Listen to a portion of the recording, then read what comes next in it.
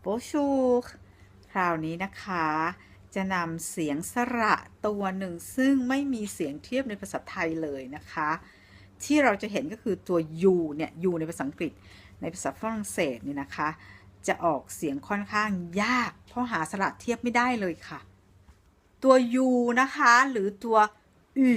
ในภาษาฝรั่งเศสซึ่งแม้กระทั่งครูหน่อยเนี่ยก็ยังไม่สามารถที่จะออกเสียงได้เป๊ะมากเลยนะคะเดี๋ยวให้ได้ยินเสียงของลูกสาวนะคะซึ่งเขาเป็นร้องมาแต่แนวเขาเลยนะคะตัวอู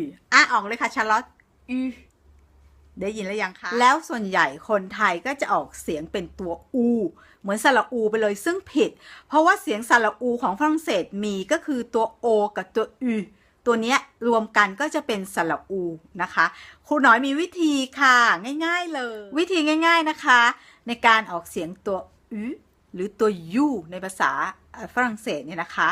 ให้ใช้สระสองตัวของภาษาไทยคือสระอูและกับสระอือแล้วพูดเร็วๆเลยนะคะอูอูอืออูอืออูอืออูอือรับรองค่ะฝึกทุกวั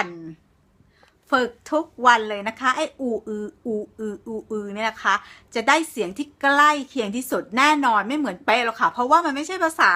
ซึ่งเราใช้มาตั้งแต่เด็กๆเหมือนอย่างลูกสาวครูหน่อยซึ่งเขาใช้มาตั้งแต่เด็กเพราะฉะนั้นนะเขาก็จะมีสำเนียงของคนที่นั่นไปเลยเราไปฝึกกันดูนะคะ